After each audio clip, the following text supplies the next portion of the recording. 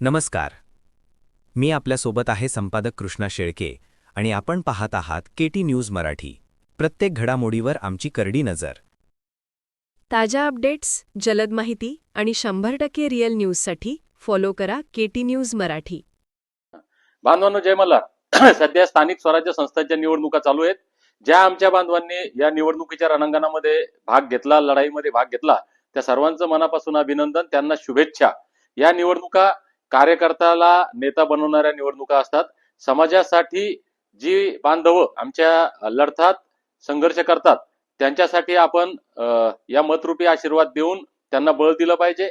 संभाजीनगर जिल्ह्यातील पाल जिल्हा परिषद सर्कल गट क्रमांक 23 इथून आमच्या भगिनी सौ रुपालीताई रमेश काटकर या कबशी या निवडणूक चिन्हावर आपल्या जिल्हा परिषद मधून निवडणूक लढवत आहेत.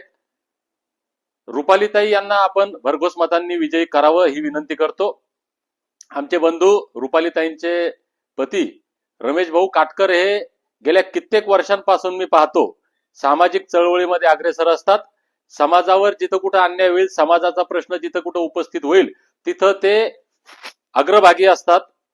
सामाजिक त्यांचं योगदान फार मोठं आहे आणि अशा लोकांना जपणं, त्यांना बळ देणं आमचं कर्तव्य बनतं. म्हणून पाल जिल्हा परिषद सर्कल मधील माझ्या सर्व धनगर बांधवांना, माझ्या अहिल्यामाईंच्या लेकींना मी हात जोडून नम्र विनंती करतो.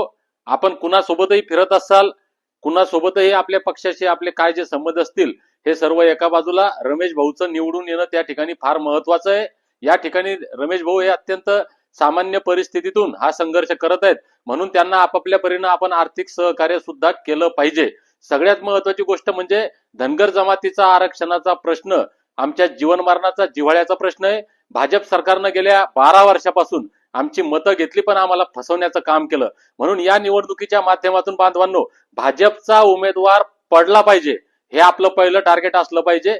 कारण आता जर भाजपचे उमेदवार पडले तर फडणवीसांना या गोष्टीची जाणीव होईल की धनगर आपल्या हक्क अधिकाराप्रती पेटलेत, आपण धनगरांची फसवणूक केल्याची धनगरांना जाणीव झाली आणि धनगर ज्या मताच्या माध्यमातून धनगरांनी आम्हाला सत्ता दिली, त्या मताच्या माध्यमातून आम्हाला सत्तेतून बेदखल करू शकतात.